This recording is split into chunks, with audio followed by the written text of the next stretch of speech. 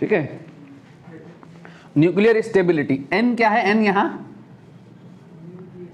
Neutrons, total number of neutrons, total number of neutron. Z क्या है? Atomic number. Atomic number किस बात को बताता है बच्चों? है टोटल नंबर ऑफ प्रोटॉन्स को, है टोटल नंबर ऑफ प्रोटॉन्स को। न्यूक्लियस के अंदर क्या होते हैं? प्रोटॉन्स एंड न्यूट्रॉन्स होते हैं, जिनको हम कलेक्टिवली क्या कहते हैं? न्यूक्लियॉन्स कहते हैं। क्या कहते हैं? न्यूक्लियॉन्स कहते हैं। ठीक है, उस न्यूक्लियस की स्टेबिलिटी पे बात कर रहे हैं, यानी हम क्या पढ़ने जा रहे हैं? रेडियो एक्टिविटी पढ़ने जा रहे हैं। अनस्टेबल न्यूक्लियाई क्या करते हैं? ब्रेक करके, छोटे छोटे न्यूक्लियाई में ब्रेक करके क्या करते हैं? स्टेबल न्यूक्लियाई दे रहे होते हैं। तो अगर N/Z देखें, न्यूट्रॉन और प्रोटॉन का रेशियो अगर हम देखें न्यूक्लियस के लिए, तो ये वेरी करता है 1 से लेके 1.6 तक। ठीक है, 1 से लेके 1.6 तक। ठीक है, फॉर 1 किसके लिए होता है? For lighter nuclei. High value किसके लिए होती है? फॉर हैवी न्यूक्लियाई, ये heavy nucleus.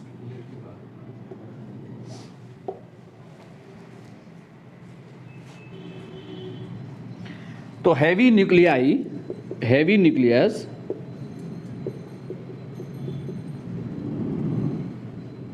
in which neutrons is greater than protons are stable। ऐसे हैवी न्यूक्लियस जिनमें न्यूट्रॉन्स का नंबर किससे ज्यादा होता है? प्रोटॉन से ज्यादा होता है, वो क्या होते हैं? स्टेबल होते हैं। ठीक है, लेकिन अगर N/Z लेस देन 1 हो जाए, N/Z क्या हो? लेस देन 1 हो। लेस देन 1 का क्या मतलब है? लेस देन 1 कब होगा? जब डिनोमिनेटर जो है वो बड़ा हो जाएगा। ये किसके लिए? ये स्टेबल न्यूक्लियाई के लिए ये नंबर है। किसके लिए है? Stable nuclei. इसका क्या मतलब? इसका क्या मतलब है कि 1 से 1.6 मिलने का क्या मतलब है? कि न्यूट्रॉन का नंबर न्यूमरेटर जो है डिनोमिनेटर से ज्यादा है, नंबर ऑफ न्यूट्रॉन प्रोटॉन से ज्यादा है। अगर N/Z जो है वो क्या आ जाए हमारा? लेस देन 1 आ जाए, इसका मतलब क्या है? इसका मतलब हो गया large value of Z। Large value of Z का मतलब प्रोटॉन की संख्या ज्यादा हो गई। प्रोटॉन की संख्या ज्यादा होने का क्या मतलब हुआ? कि प्रोटॉन प्रोटॉन रिपल्शन बढ़ जाएगा। प्रोटॉन जो कौन सा चार्ज पार्टिकल है? पॉजिटिवली चार्ज पार्टिकल है। तो nucleus will no longer stable due to proton proton repulsion. ठीक है, तो nucleus will no longer stable, nucleus will no longer remain stable due to repulsion between protons. N/Z ratio अगर less than 1 है तो उसकी वजह से क्या होता है कि प्रोटॉन्स के बीच में प्रोटॉन की क्राउडिंग ज्यादा होने की वजह से inside the nucleus proton proton repulsion बढ़ेगा। प्रोटॉन प्रोटॉन रिपल्शन बढ़ने की वजह से न्यूक्लियस ब्रेक करने लगता है। ब्रेक करके दो छोटे छोटे न्यूक्लियाई में ब्रेक करके क्या करता है? N/Z रेशियो एडजस्ट होता है, अगेन स्टेबिलिटी बढ़ती है। ठीक है, इसको हमने बाइंडिंग एनर्जी पर न्यूक्लियॉन में भी देखा था। ठीक है, बाइंडिंग एनर्जी पर न्यूक्लियॉन ऑफ द न्यूक्लियस बढ़ेगी तो स्टेबिलिटी बढ़ेगी। ठीक है, अगर N/Z इसका मतलब ये हुआ N/Z अगर ग्रेटर देन 1 है तो न्यूक्लियस इज, ऊपर मैंने लिखाया है न्यूक्लियस इज स्टेबल। न्यूक्लियस जो है वो क्या है? स्टेबल है। Now radio activity.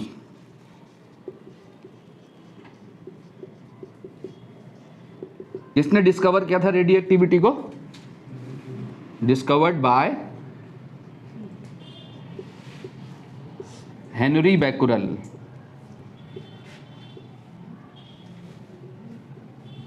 इन 1896, ठीक है, हेनरी बैकुरेल ने रेडियो एक्टिविटी को डिस्कवर किया था। क्या होती है रेडियो एक्टिविटी बच्चों? The spontaneous disintegration of nucleus, disintegration of nucleus, the spontaneous disintegration of nucleus is called radioactivity.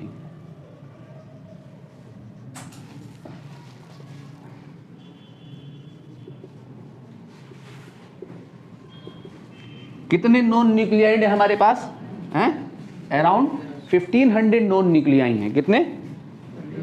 1500 non nuclei, about, कुछ कम कुछ ज्यादा, लगभग आइसोटोप्स वगैरह और सारी कहानी मिला के only about 260 are stable.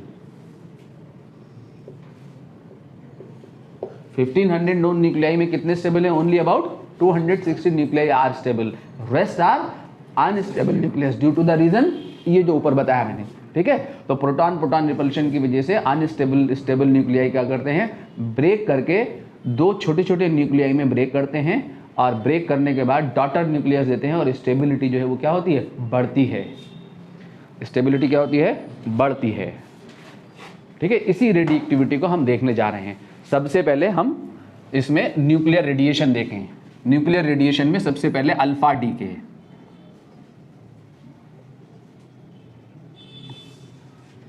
Nuclear radiation. Now सबसे पहले अल्फा डीके।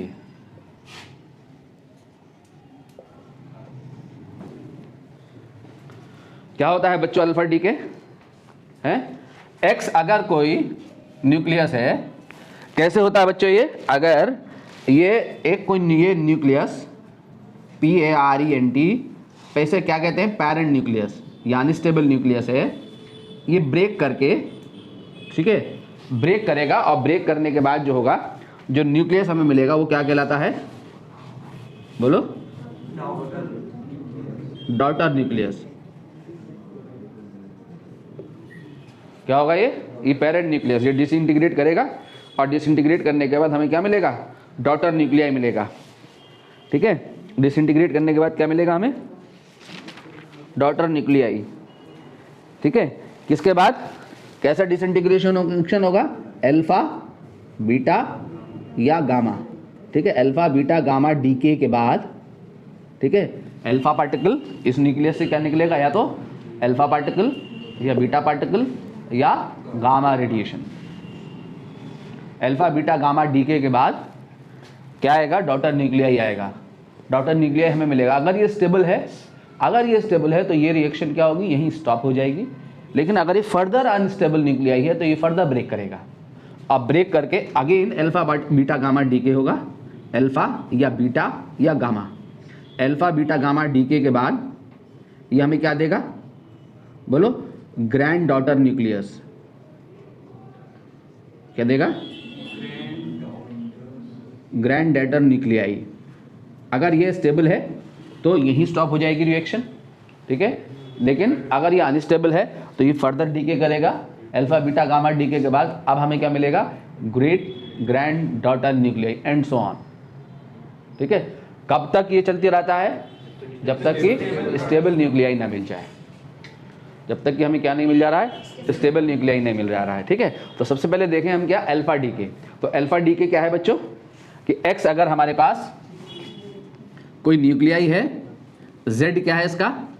एटॉमिक नंबर, ए क्या है इसका? मास नंबर है, ठीक है। इससे एक अल्फा डीके होगा। अल्फा डीके होने के बाद एक्स किस में कन्वर्ट हो जाएगा? वाई में। क्या? अल्फा क्या मतलब? हीलियम।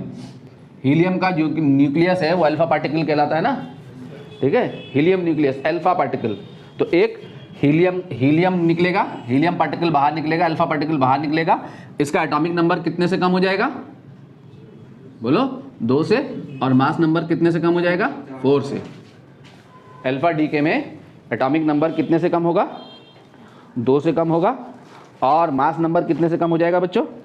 4 से कम हो जाएगा, ठीक है। एग्जाम्पल क्या है? यूरेनियम 92-238 एक अल्फा डीके के बाद थोरियम 90-234 में कन्वर्ट हो जाता है, एक हीलियम पार्टिकल एमिट, एक अल्फा पार्टिकल एमिट करके। ये इसका एग्जाम्पल है।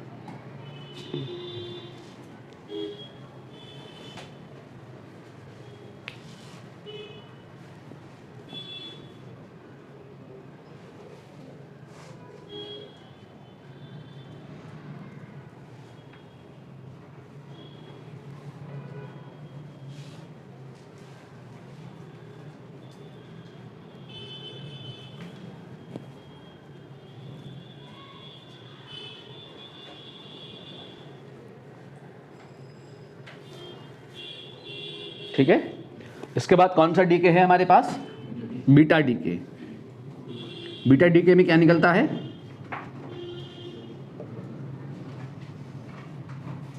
बीटा डीके में क्या एमिट होता है न्यूक्लियस से?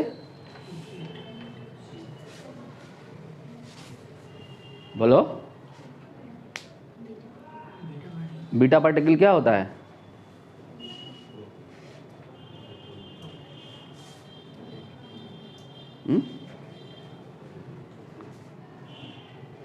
न्यूक्लियस से एमिट होते हैं या तो इलेक्ट्रॉन या पॉजिट्रॉन, प्रोटॉन एमिट नहीं होते।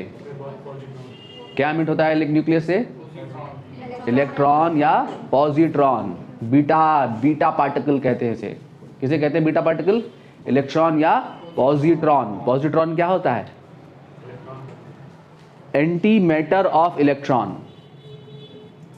Anti matter of electron. Anti matter means जिसका मास एग्जैक्टली इक्वल है इलेक्ट्रॉन के मास के, बट चार्ज जो है, चार्ज भी इलेक्ट्रॉन के चार्ज के इक्वल है, बट कौन सा चार्ज पार्टिकल है? पॉजिटिवली चार्ज पार्टिकल है। बट न्यूक्लियस में तो एग्जिस्ट नहीं करते इलेक्ट्रॉन और पॉजिट्रॉन। न्यूक्लियस में होते हैं क्या इलेक्ट्रॉन पॉजिट्रॉन? नहीं होते। कौन होता है न्यूक्लियस में? प्रोटॉन और न्यूट्रॉन। तो कहाँ से आते हैं? जनरेट होते हैं। क्या होते हैं? जनरेट होते हैं। कैसे जनरेट होते हैं? कि स्टेबिलिटी को अटेन करने के लिए न्यूट्रॉन का प्रोटॉन में और प्रोटॉन का न्यूट्रॉन में कन्वर्जन हो रहा होता है इनसाइड द न्यूक्लियस। न्यूक्लियस के अंदर न्यूट्रॉन प्रोटॉन में या प्रोटॉन न्यूट्रॉन में कन्वर्ट हो रहे होते हैं। तो एट द टाइम ऑफ, ये न्यूक्लियस के अंदर रिएक्शन चल रही होती है। न्यूट्रॉन का प्रोटॉन में कन्वर्जन हो रहा होता है और प्रोटॉन का न्यूट्रॉन में कन्वर्जन हो रहा होता है। तो eight the time of conversion electron और पॉजिट्रॉन जनरेट होते हैं। जब न्यूट्रॉन प्रोटॉन में कन्वर्ट होता है तो एक इलेक्ट्रॉन जनरेट होता है। उस वक्त वो इलेक्ट्रॉन न्यूक्लियस में नहीं रुकता, क्योंकि न्यूक्लियस में एग्जिस्ट नहीं करता इलेक्ट्रॉन। वो जनरेट होते ही न्यूक्लियस से बाहर निकल आता है। ठीक है, जनरेट होते क्या होता है? न्यूक्लियस से बाहर निकल आता है। ठीक है, ऐसे ही प्रोटॉन का न्यूट्रॉन में कन्वर्जन हो रहा होता है टू अटेन स्टेबिलिटी। स्टेबिलिटी को अटेन करने के लिए जब एक प्रोटॉन एक न्यूट्रॉन में कन्वर्ट होता है तो eight the time of convert जिस टाइम पे कन्वर्जन हो रहा है उस टाइम पे पॉजिट्रॉन प्रोड्यूस होता है। वो पॉजिट्रॉन जो है न्यूक्लियस में स्टे नहीं करता, न्यूक्लियस से बाहर रिलीज हो जाता है। ठीक है, हाँ, पॉजिटिव चार्ज होता है उस पर। लिखो, beta decay can involve the emission of either, beta decay can involve, beta decay में लिखो, can involve the emission of either electrons और पॉजिट्रॉन। इलेक्ट्रॉन और positron, full stop. A positron is a form of antimatter. A positron is a form of antimatter which has a charge equal to plus E, plus E, where E कितना होता है? 1.6 into 10 to the power minus 19 coulomb. Electron पे कितना charge होता है? Minus E, यानी positively charge particle है। Plus E and mass equal to that of an electron,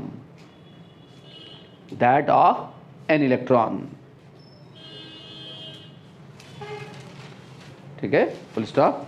लिखो अगली लाइन से लिखो, द इलेक्ट्रॉन और positron emitted in beta decay do not exist inside the nucleus.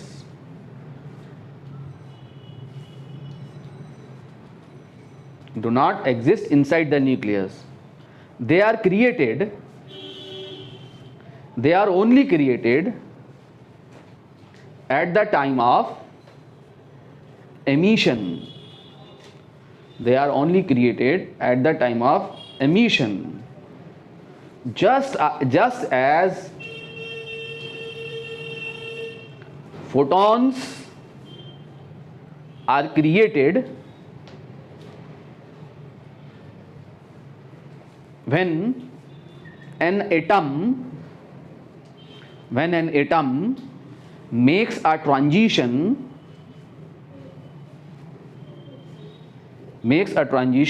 from higher energy state to a lower energy state. Just as electron make a transition from higher energy state to a lower energy state. ठीक है, जैसे हमने atom की excited state पढ़ी है ना, Lyman, बामर, Paschen, bracket, फुंड series हमने पढ़ी है। एटम की एक्साइटेड स्टेट पढ़ी है कि हाइड्रोजन एटम में इलेक्ट्रॉन ग्राउंड स्टेट में एनर्जी एब्जॉर्ब करके हायर एनर्जी स्टेट में जंप कर जाता है, और जब वो हायर एनर्जी स्टेट से वापस लोअर एनर्जी स्टेट में आ रहा होता है तो फोटोन को एमिट करता है। तो जैसे फोटोन एमिट होता है, क्रिएट होता है photon at the time of क्या, transition of electron from higher energy orbit to lower energy orbit, उस टाइम पे क्रिएट होता है। वैसे ही न्यूक्लियस के अंदर न्यूट्रॉनों का प्रोटॉन में ट्रांसफॉर्मेशन और प्रोटॉन का न्यूट्रॉन में ट्रांसफॉर्मेशन चल रहा होता है। ठीक है, उस ट्रांसफॉर्मेशन में ये क्रिएट होते हैं और क्रिएट होकर न्यूक्लियस से बाहर निकल आते हैं। ठीक है, अकॉर्डिंगली ये बीटा डी के हमारा दो टाइप का होता है। एक कौन सा होता है, एक होता है बीटा माइनस डी के, बीटा माइनस डी के। ठीक है, बीटा माइनस डी के में क्या होता है, न्यूक्लियस के अंदर न्यूट्रॉन का प्रोटॉन में कन्वर्जन हो रहा होता है। देखो ये एक न्यूट्रॉन प्रोटॉन में कन्वर्ट होता है। किसमें कन्वर्ट होता है न्यूट्रॉन, प्रोटॉन में। अब अगर ये न्यूट्रॉन प्रोटॉन में कन्वर्ट हुआ तो चार्ज को बैलेंस होना पड़ेगा ना, कंजर्वेशन ऑफ चार्ज लगाओगे। अरे लेफ्ट साइड में चार्ज कितना है, 0, तो राइट साइड में भी कितना होना चाहिए, 0। अभी राइट साइड में कितना चार्ज है, प्लस ई, प्रोटॉन है। ठीक है, तो 0 बैलेंस करने के लिए क्या निकलेगा यहाँ से, इस पे ये प्लस चार्ज कब बचेगा, जब यहाँ से क्या निकलेगा, माइनस। एक इलेक्ट्रॉन निकलेगा, साथ में कौन निकलेगा, ये निकलेगा। ये क्या है, एंटी न्यूट्रिनो।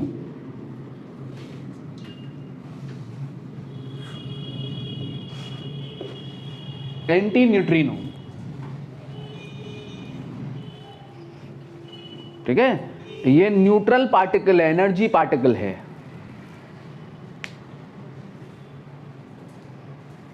न्यूक्लियस में क्रिएट होता है कन्वर्जन के टाइम पे, और बहुत सारे पार्टिकल क्रिएट होते हैं स्टेबिलिटी को अटेन करने के लिए, खाली यही क्रिएट नहीं होते हैं। केमिस्ट्री में पढ़ेंगे, अगर आपने युकावा ने बताया, युकावा की थ्योरी पढ़ेंगे तो और भी जनरेट होते हैं। हम तो सिर्फ रेडियोएक्टिविटी देख रहे हैं, अल्फा डी के, बीटा डी के, गामा डी के देख रहे हैं।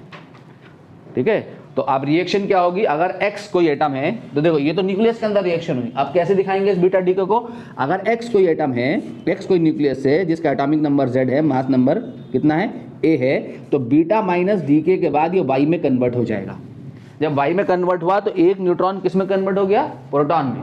तो ये a जो होगा, a किसका नंबर होता है, मास नंबर होता है। a क्या होता है, मास नंबर। मास नंबर किस बात को बताता है, number of neutron and number of protons. तो टोटल नंबर ऑफ न्यूट्रॉन और प्रोटॉन तो वही बने रहे। अरे एक न्यूट्रॉन किस में आ गया, प्रोटॉन में आ गया तो टोटल नंबर पे तो अफेक्ट नहीं हुआ, तो मास नंबर तो वही रहेगा, बट एटॉमिक नंबर का क्या होगा है? कौन एटॉमिक नंबर किसको बताता है? प्रोटॉन के नंबर को बताता है, ठीक है। एक न्यूट्रॉन प्रोटॉन में कन्वर्ट हो गया तो इसका मतलब एक प्रोटॉन बढ़ गया, तो एक प्रोटॉन बढ़ने का मतलब एटॉमिक नंबर जो है वो 1 से बढ़ जाएगा, ठीक है। नया न्यूक्लियाई मिलेगा, एक्स वाई में कन्वर्ट हो जाएगा, एटॉमिक नंबर चेंज हो गया, 1 से बढ़ जाएगा एटॉमिक नंबर, ठीक है। प्लस एक इलेक्ट्रॉन निकलेगा और क्या निकलेगा? एक एंटी न्यूट्रिनो, ठीक है। इसका एग्जाम्पल अगर हम देखें,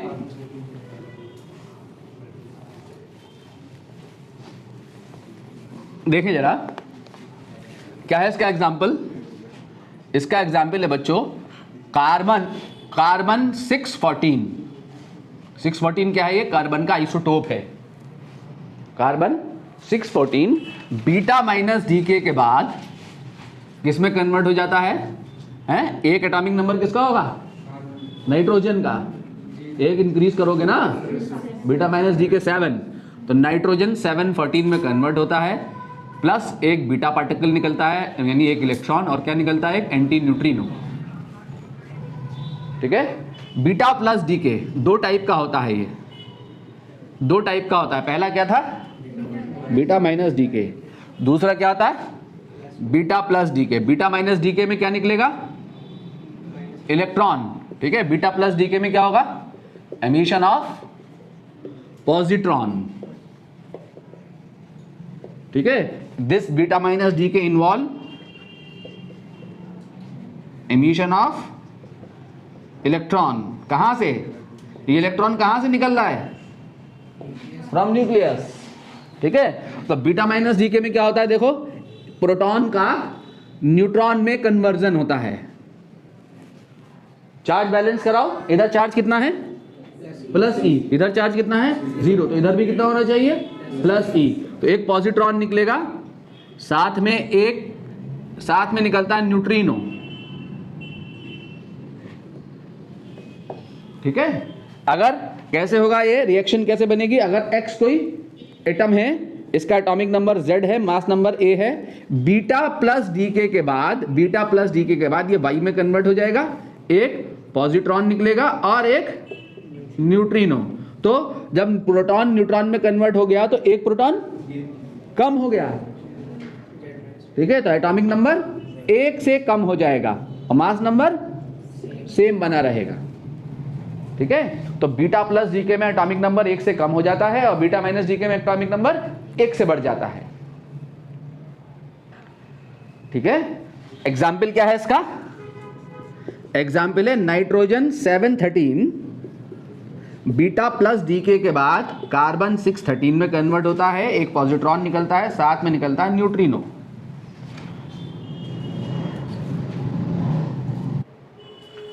गामा डीके,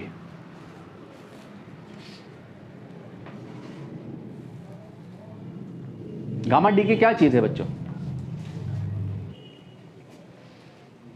गामा क्या है? रेडिएशन है।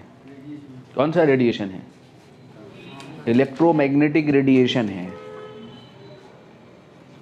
हाँ? इलेक्ट्रोमैग्नेटिक रेडिएशन है gamma DK.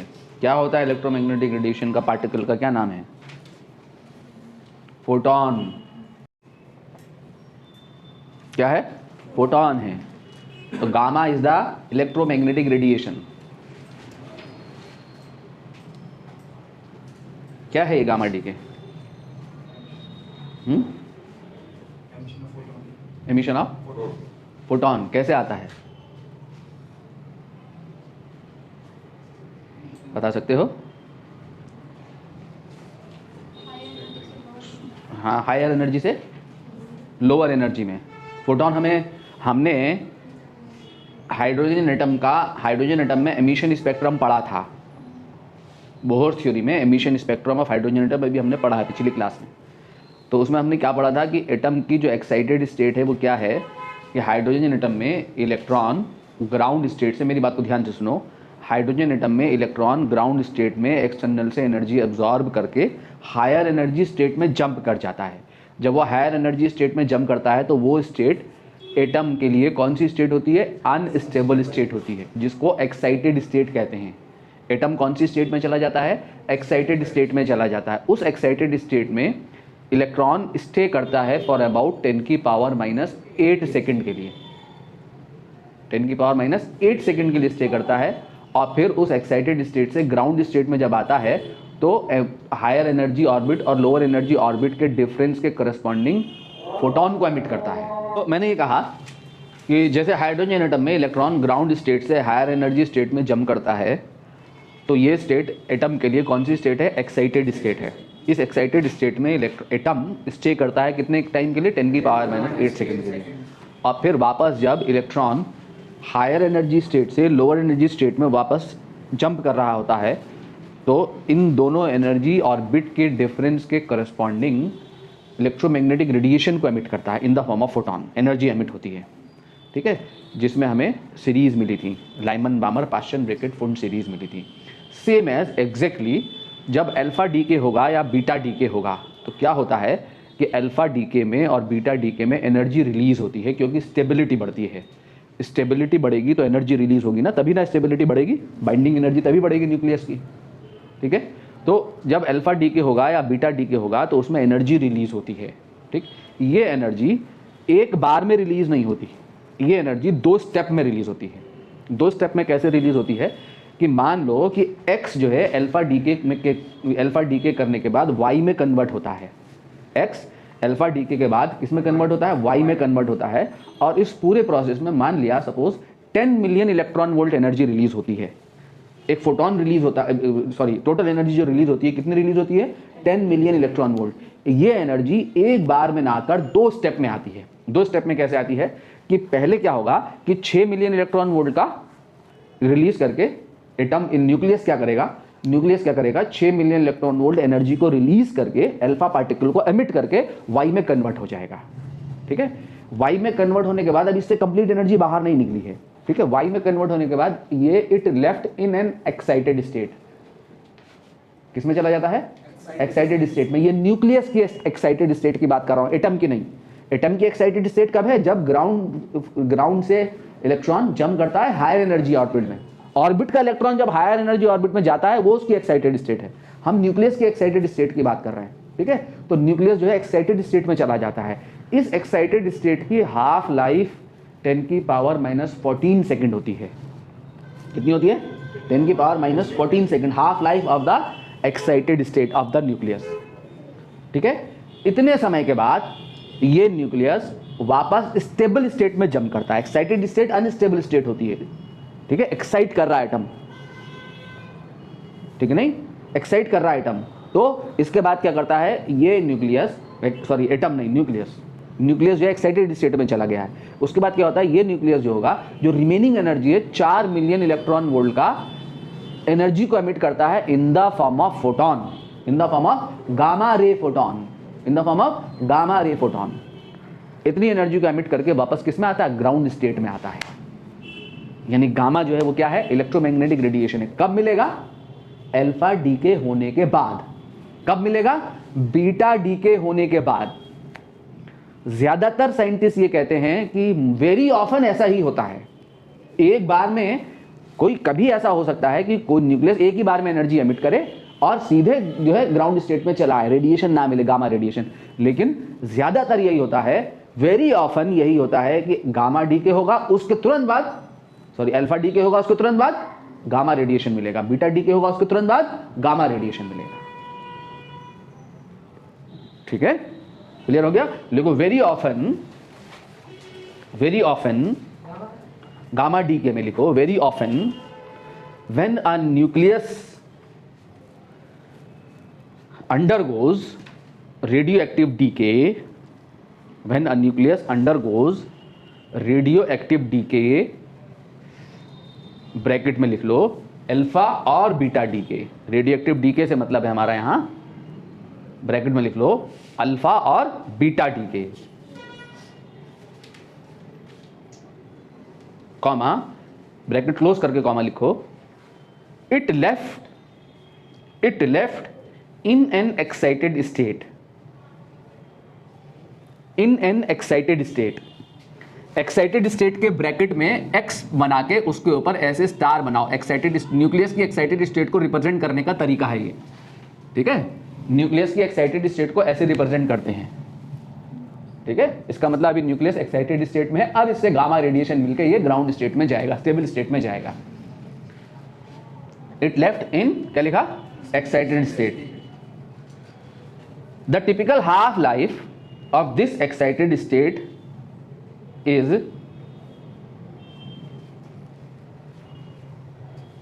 the typical half life of this excited state is 10 की पावर माइनस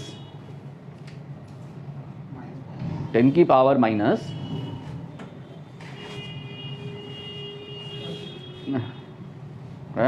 10 सेकेंड, हाँ गलत बोल रहा था, 10 की पावर माइनस 10 सेकेंड, 14 नहीं, कितनी होती है हाफ लाइफ, 10 की power minus 10 second, full stop. The excited nucleus, excited nucleus के ब्रैकेट में वही लिख लो, एक्स के ऊपर स्टार, यही वाला। The excited nucleus then undergoes to a lower energy state by emitting a high energy photon called gamma ray photon. By emitting a high energy photon called gamma ray photon. ठीक है। अब आपको एक example दिखाना है। मान लो ये हमारे पास बोरॉन 512 है, 512। एटॉमिक नंबर कितना है इसका, 5 है, और मास नंबर कितना है, 12 है। ये बीटा माइनस डीके के बाद, बीटा माइनस डीके के बाद यहाँ से ये बीटा माइनस डीके के बाद किस में कन्वर्ट होता है, कार्बन 612 में कन्वर्ट होता है। और इस पूरे प्रोसेस में जो एनर्जी रिलीज होती है, इस पूरे प्रोसेस में जो एनर्जी रिलीज होती है वो रिलीज होती है 13.4 मिलियन इलेक्ट्रॉन वोल्ट। ये बीटा माइनस डीके रिएक्शन है। ई माइनस लिखने का मतलब बीटा माइनस डीके। ये एनर्जी ऐसे सिंगल स्टेप में ना आकर 2 स्टेप में आती है। 2 स्टेप में कैसे आती है, पहले इलेक्ट्रॉन, पहले ये क्या करता है, ये न्यूक्लियस क्या करता है कि पहले स्टेप में ये एक अपने न्यूक्लियस से बीटा माइनस डीके करने के बाद कार्बन 612 में कन्वर्ट हो जाता है। कितनी एनर्जी को एमिट करके, 9 मिलियन इलेक्ट्रॉन वोल्ट एनर्जी को एमिट करके, ठीक है। 9 million electron volt energy emit हो गई। एमिट होने के बाद ये जो है it left in an excited state, this nucleus carbon 612, जिसकी हाफ लाइफ कितनी है, 10 की पावर माइनस 10 सेकेंड है, ठीक है। इस हाफ इसमें स्टे करता है 10 की पावर माइनस 10 सेकेंड के लिए, और स्टे करने के बाद वापस ग्राउंड स्टेट में जंप करता है, और जंप करने पर गामा रे फोटोन एमिट करता है। कितनी एनर्जी का, जो रिमेनिंग एनर्जी है, कितनी एनर्जी बची है, 4.4 मिलियन इलेक्ट्रॉन वोल्ट का गामा रे फोटोन एमिट करता है। ऐसे 2 स्टेप प्रोसेस है गामा डीके। अल्फा डीके होगा तो उसके बाद, या बीटा डीके होगा तो उसके बाद। आपको कोई भी रिएक्शन पता है, उस रिएक्शन को लिख सकते हो। एनर्जी का नहीं पता कितनी एनर्जी रिलीज हो रही है तो कोई एनर्जी नहीं लेना, एग्जामिनर को भी नहीं पता होता। अगर ये याद कर लो तो ज़्यादा बढ़िया है, ठीक है। कार्बन 512 ये एक एग्जाम्पल है।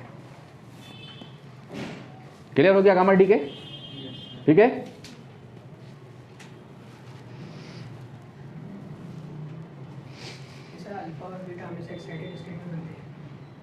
हाँ, गामा बनता है एक्साइटेड स्टेट में।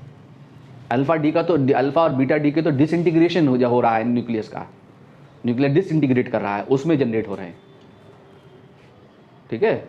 गामा डी के एक्साइटेड स्टेट में मिल रहा है।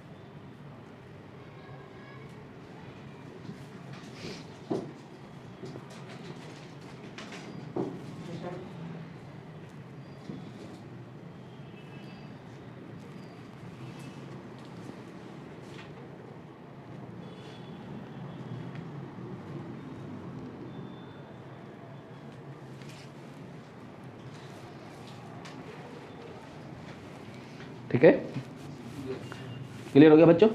देखो, the radioactive decay law, the radioactive decay law,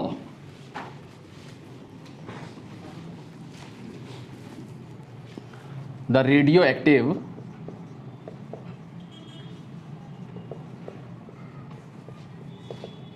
DK law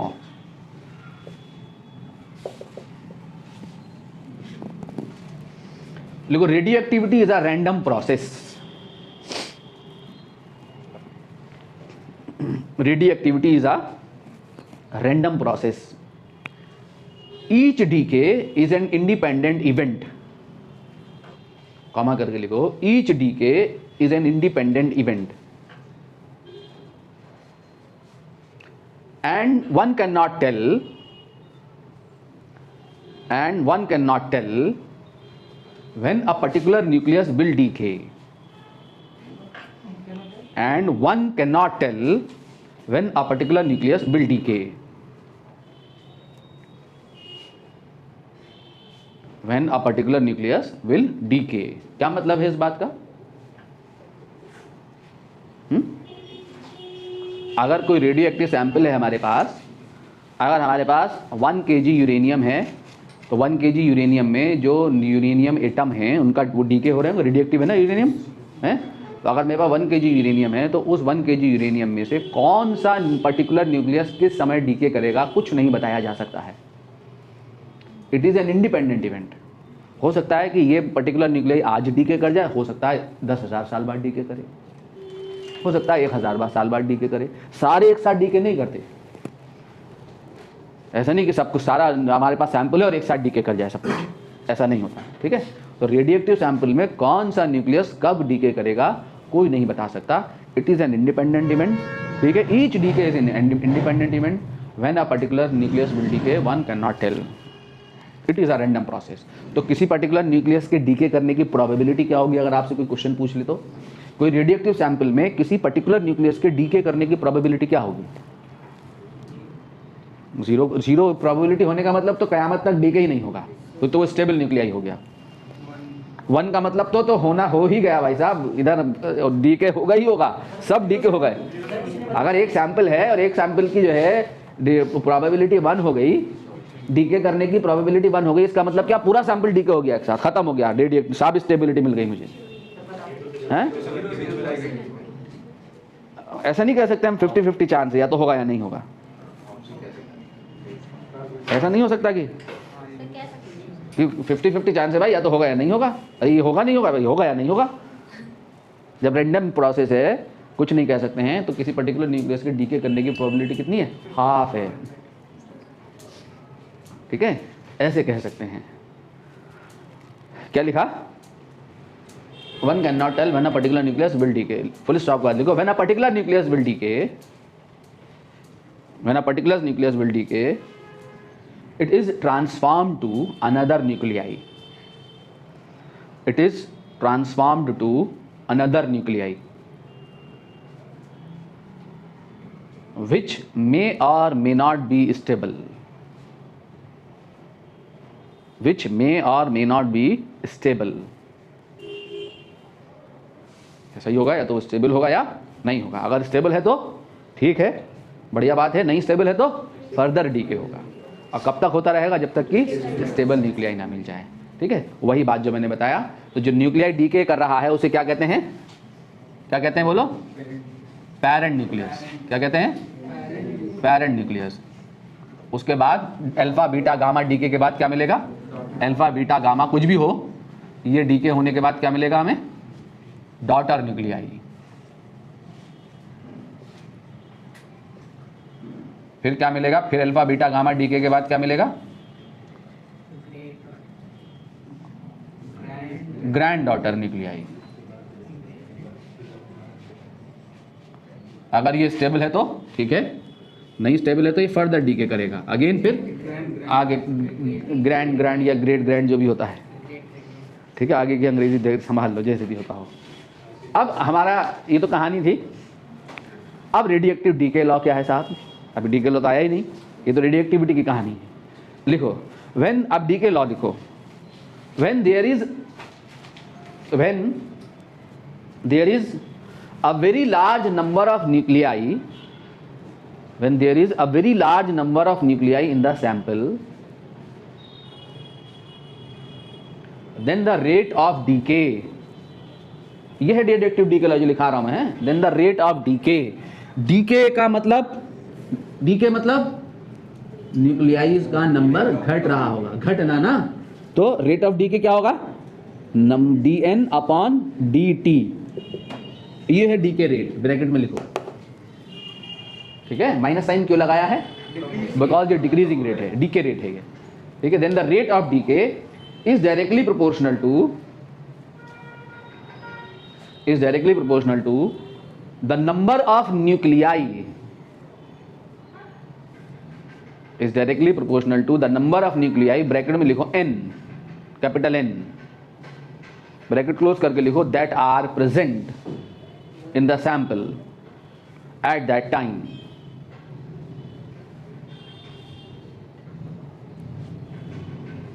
that are present in the sample at that time. किसी भी टाइम पे जो डीके रेट है, किसी भी टाइम पे जो डीके रेट है, ठीक है, जो रेट ऑफ डीके है, ये डायरेक्टली प्रोपोर्शनल होगा किस बात के? Number of nuclei present in the sample. किस नंबर पर डिपेंड करेगा डीके रेट? जिस समय अर्थ का फॉर्मेशन हुआ होगा उस समय जो है यूरेनियम बहुत ज्यादा अमाउंट में होगा, बहुत ज्यादा मात्रा में होगा, तो डीके रेट क्या होगा? बहुत ज्यादा होगा। अब तो वो बहुत कम रह गया है, बहुत कम रह गया है कंपैरेटिवली, तब के कंपैरेटिवली, तो अब डीके रेट बहुत कम है, ठीक है। तो जैसे जैसे नंबर ऑफ न्यूक्लियाई जो है वो इन द सैंपल कम होते चले जाएंगे, डीके रेट भी क्या होगा? कम होता है, प्रोपोर्शनल होगा। नंबर ऑफ न्यूक्लियाई आधे होंगे तो डीके रेट भी आना होगा, ठीक है। तो minus dn upon dt is directly proportional to the number of nuclei present in the sample at that time, the decay rate at any time, ठीक। तो यहाँ पे प्रोपोर्शनलिटी कांस्टेंट लेके आते हैं, तो प्रोपोर्शनलिटी कांस्टेंट क्या होता है? लैम्डा। क्या होता है? लैम्डा। लैम्डा क्या कहलाता है? Decay constant. लैम्डा क्या है यहाँ? डीके कांस्टेंट है। क्या है इसकी यूनिट डीके कांस्टेंट की? इसकी यूनिट क्या है? Time inverse. ये तो नंबर हो गया, नंबर ऑफ न्यूक्लियाई होगा, इसकी क्या होगी? Second inverse. तो इधर की भी क्या होगी? सेकंड इनवर्स होगी। तो इसकी यूनिट क्या हो गई? Reciprocal of time. यूनिट जो है इसकी वो क्या है? सेकंड इनवर्स है, एसआई यूनिट पर सेकंड,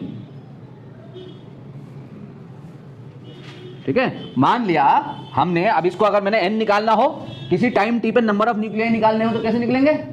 इस डिफरेंशियल इक्वेशन को इंटीग्रेट करके। तो इंटीग्रेट अगर मैं करूं इस डिफरेंशियल इक्वेशन को, तो कैसे कर सकता हूं? dn upon n is equal to minus of lambda into dt, ऐसे लिख सकता हूं, ठीक है। दोनों तरफ इंटीग्रेशन कर दिया, लैम्डा कांस्टेंट है, ठीक है। यहां कौन सी लिमिट लगेगी? टाइम की, टाइम की। यहां कौन सी लिमिट लगेगी? Number of nuclei. तो कहां से चलेगा टाइम? जीरो से, अर्थ की एज निकलेगी इससे, ठीक है। n is equal t equal to zero, t equal to zero पे जो नंबर ऑफ न्यूक्लियाई थे इन द सैंपल वो कितने थे? हैं? n not, initial number. यहां से सैंपल डीके करना शुरू किया। कितना यूरेनियम था अर्थ पे जब अर्थ बनी थी? n naught, t equal to zero पे। वो हमें पता लग जाए अगर कि कितना था, पता लग सकता है ना? कैसे पता लग सकता है? पता लग सकता है, कोई ऐसी खास बात नहीं, मैं बताऊंगा कैसे न्यूमेरिकल लेंगे। ये n नॉट है, आज के प्रेजेंट यूरेनियम से पता लग सकता है कि उस टाइम कितना था, किसी रॉक को देखकर। जो सबसे पुरानी रॉक हमें यूरेनियम की मिल जाए, रेडियोएक्टिव मटेरियल जिसमें मिले, सबसे पुरानी रॉक, ओल्ड एज रॉक, उसकी एज पता करके अर्थ की एज को पता करते हैं, ठीक है। तो t इक्वल टू जीरो पे सैंपल n नॉट था, और t टाइम पे, आज प्रेजेंट टाइम पे कितने बचे? n। तो इसका इंटीग्रेशन क्या होगा? बोलो, ln n। कौन सा वाला लॉग? नेचुरल लॉग आता है ना, या 10 बेस आता है इंटीग्रेशन में लॉग? नेचुरल। t जीरो से t, यहां पे क्या लगाएंगे? Upper limit minus lower limit करोगे तो ln minus ln not minus of lambda into T minus zero, ये क्या हो जाएगा? बोलो, ln n upon n not is equal to क्या? Minus of lambda T. ये कौन सा बेस होता है? ई बेस होता है। तो n by n naught is equal to जो है वो क्या हो जाएगा? e to the power minus lambda t. तो n इज इक्वल टू जो है वो क्या आएगा?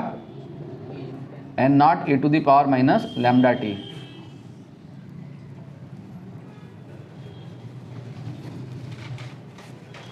ठीक है। तो हम किसी भी टाइम t पे नंबर ऑफ न्यूक्लियाई है इन द सैंपल,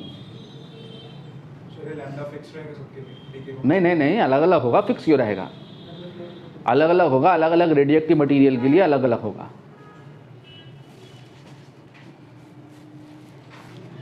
ये आपने कहीं पढ़ा भी होगा ना ऐसी इक्वेशन, कहाँ पढ़ी है?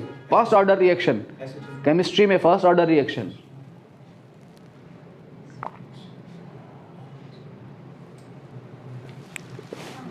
नहीं पढ़ी है ये पढ़िए। T इज इक्वल टू 1/λ, इसको उसमें बदलो, किसमें?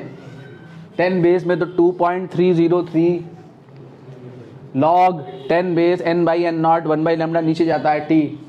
ऐसा कुछ पढ़ा है? T की जगह n/n0 कुछ होता है यार? अरे पढ़ा यार केमिकल काइनेटिक में कि फर्स्ट ऑर्डर रिएक्शन है। n is equal to n0 e to the power minus lambda t, ये आ गया। Now average time, average time किसे कहते हैं? एवरेज टाइम है रेसिप्रोकल ऑफ, अरे डी के कांस्टेंट क्या है?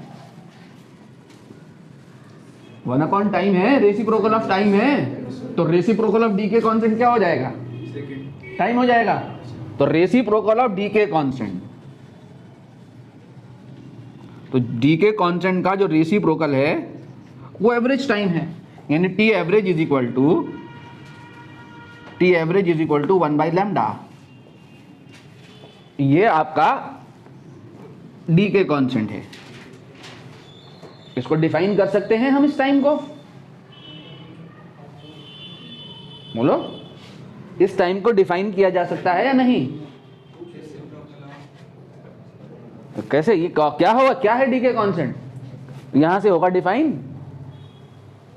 और यहीं से ना होगा। ये वो टाइम है t इक्वल टू 1/λ रख दो, at t equal to t average is equal to 1/λ, ठीक है, सॉरी 1/λ। अगर मैं यहां रख दूं तो n इज इक्वल टू क्या बचेगा? n0 e to the power, यहां 1/λ डालूं, -1, तो -1 नीचे जाके n0 अपॉन e, और 1 अपॉन e कितना होता है? बोलो कितना होता है 1 अपॉन e? 0.368, या यू कैन से 0.37। तो यहां से डिफाइन हो रहा है, देखो एवरेज टाइम क्या है?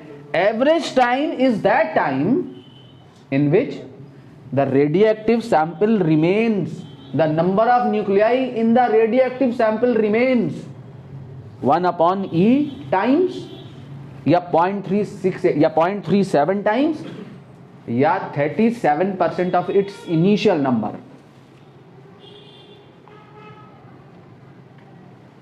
समझ रहे हैं क्या कहा मैंने? किसी भी रेडियो एक्टिव सैंपल के लिए एवरेज टाइम वो टाइम है जितने टाइम में रेडियो एक्टिव सैंपल जहां से शुरू हुआ था, अपने इनिशियल नंबर n0 से शुरू हुआ था, उस n0 का जिस समय 37% बचा हुआ है, यानी कितना डीके कर गया? 63%। यानी 100 न्यूक्लियाई थे, तो जितने टाइम में 63 न्यूक्लियाई डीके करेंगे वो टाइम एवरेज टाइम है। तो 37 बचे रह जाएंगे ना, ये बचेगा रह गए न्यूक्लियाइयों की संख्या है, ये बचे रह गए न्यूक्लियाई का नंबर है, ठीक है? तो क्या कहेंगे? Average time is that time for radioactive sample in which radioactive number of radioactive sample remains 1 upon e times. याद कर लो, ऑब्जेक्टिव में ही पूछ सकता है, 1 अपॉन e टाइम्स हो सकता है ऑब्जेक्टिव में, या 0.368 टाइम्स हो सकता है ऑब्जेक्टिव में, या 0.37 भी हो सकता है ऑब्जेक्टिव में, या 37% ऑफ इट्स इनिशियल नंबर, कुछ भी हो सकता है। हाँ फिक्स ही रहेगा, ठीक है, फिक्स ही रहेगा। ये अलग अलग मतलब किसी पर्टिकुलर न्यूक्लियाई के लिए फिक्स रहेगा, दूसरे न्यूक्लियाई के लिए अलग होगा, ठीक है? डी के रेट पे डिपेंड करेगा। जरूरी सारे न्यूक्लियाई एक ही रेट से डी के थोड़ी करेंगे। कोई सैंपल, रेडियोएक्टिव सैंपल ऐसा है जो बहुत ज्यादा हाईली एक्टिव है, तो हाईली एक्टिव रेडियोएक्टिव सैंपल जो है वो बहुत, उसका डी के बहुत ज्यादा हो रहा होगा। कुछ भी हो सकता है, किसी का कुछ भी। हाफ लाइफ पे, इन सब चीजों पे, तो सैंपल पे डिपेंड करता है। अलग अलग का अलग अलग होगा, अलग अलग मटेरियल के लिए अलग अलग होगा, लेकिन किसी पर्टिकुलर के लिए फिक्स होगा, ठीक है? नाउ हाफ लाइफ, कौन सी लाइफ? हाफ लाइफ क्या होगी हैं? क्या होगी आधी जिंदगी? हाँ, वो टाइम जितने टाइम में रेडियो एक्टिव सैंपल रिड्यूस होके कितना रह गया? आधा। इसमें कितना रह जाता है? 37। तो कौन सा टाइम ज्यादा है? अरे यार क्या बात करते हो, तुमने 50 केले खाने और 100 केले थे तुम्हारे पास, इसके बाद 50 बचे रह गए और इसके पास 37 बचे रह गए। दोनों ने एक ही उससे खाए, एक ही टाइम में, टाइम ऑफ कंज्यूमिंग है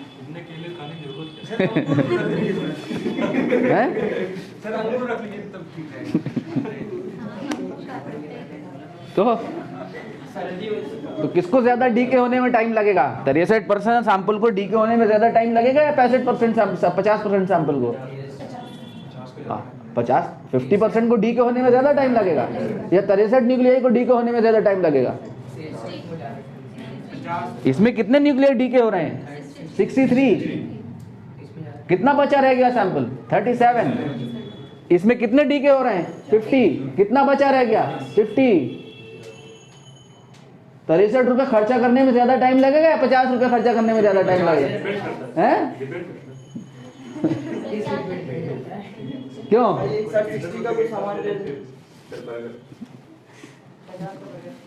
मान लो रोज 1 रुपया खर्च कर रहे हो,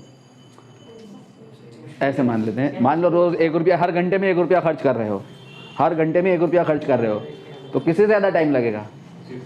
63 रुपीज। तो कौन सा टाइम ज्यादा है? एवरेज टाइम ज्यादा है हाफ लाइफ से। ठीक है?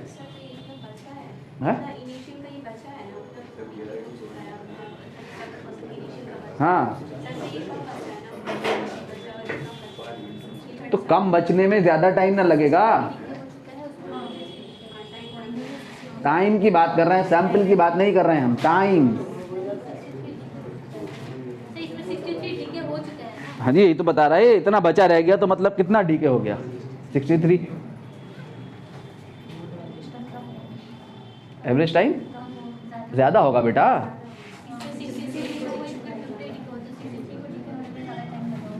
देख देख इधर, ये ज्यादा इसलिए होगा कि इसमें सैंपल इतना ये बचा रह गया है नंबर, यानी 100 न्यूक्लियाई थे, कितने बचे रह गए?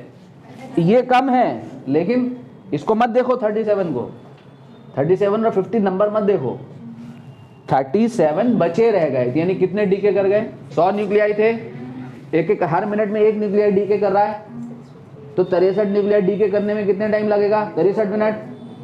अब 50 न्यूक्लियर डीके करने में कितना टाइम लगेगा? 50 मिनट। तो कौन ज्यादा है? 50 मिनट ज्यादा है, 63 मिनट ज्यादा है, 63 मिनट ज्यादा है। एवरी मिनट 1 न्यूक्लियर डीके कर रहा है। 100 न्यूक्लियाई है मेरे पास, ठीक है? 100 न्यूक्लियाई है मेरे पास, 100 किलो न्यूक्लियस है, 100 किलो मेरे पास जो है रेडियोएक्टिव मटेरियल है। हर साल 1 kg डीके कर जाता है। मेरे पास 100 kg रेडियोएक्टिव मटेरियल है, उस 100 kg में से 1 kg जो है मटेरियल डीके हो जाता है एवरी ईयर। तो 50 kg को डीके होने में कितना टाइम लगेगा? 50 साल लगेंगे। तो कितना बचा रह जाएगा? 50 kg बचा रह जाएगा। 63 kg को डीके होने में कितना साल लगेंगे? 63 साल लगेंगे। कितना बचा रह जाएगा? 37 kg बचा रह जाएगा। kg तो नहीं बचेगा यार। तो 30 आइए, चलो इस पे बाद में बात करेंगे, कंफ्यूज हो जाओगे। समझ गए? अब सुनो मेरी बात। तो हाफ लाइफ ये आ गया। तो हाफ लाइफ में क्या है? सैंपल कितना रह गया? n0/2। किसका? n0 इनिशियल नंबर का। e की पावर कितनी? Minus lambda. कौन सा टाइम रख दूं यहां? t half. n0 से n0 कट गया, तो e की power minus lambda into t half is equal to 1/2। तो e की power lambda into t half is equal to 2। तो lambda into t half, e हटेगा तो उधर क्या चला जाएगा? ln2 है। और ln2 कितना होता है पता आपको? ln2 कितना होता है भाई साहब? हैं? 3010, अरे वो 10 बेस पे होता है बेवकूफो, 0.693 होता है, ई बेस है ये, ठीक है। log 10 बेस टू 0.3010 होता है, तो ये log ई बेस है, कितना होता है 0.693 अपॉन लैम्डा, ठीक है। इन दोनों में रिलेशन निकालने, किन दोनों में, तो 1/λ क्या है आपका, टी हाफ है, तो सॉरी टी एवरेज है, तो t half is equal to, देखो कितना है 0.693 टाइम्स ऑफ एवरेज, और एवरेज टाइम कितना 1/0.693, 1/0.693 आएगा 1.44 टाइम्स ऑफ टी हाफ,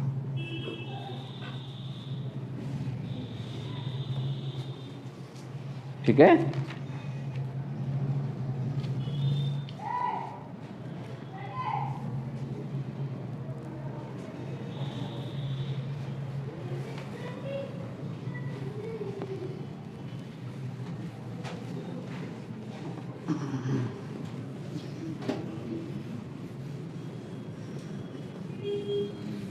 इसको अगर ग्राफ में खींच लें हम, एन और एन नॉट, ये ग्राफ में ले लें इसको, तो ग्राफ कैसे बनेगा बच्चों,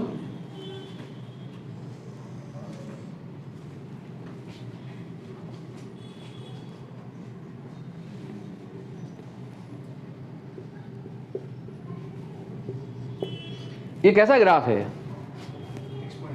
एक्सपोनेंशियल क्या है, डीके है, एक्सपोनेंशियल इंक्रीज है, डीके है, ई की पावर माइनस है, अरे पावर पीछे नीचे नीचे हो जाएगी ना प्लस में, ई एक से बड़ा नंबर होता है, टी बढ़ेगा तो डिनोमिनेटर नीचे बढ़ेगा तो एन घटेगा, तो एक्सपोनेंशियल डीके है, तो टी इक्वल टू 0 पे कितना होगा सैंपल, ई की पावर 0 कितना 1, कहां से डीके करेगा, एन नॉट से,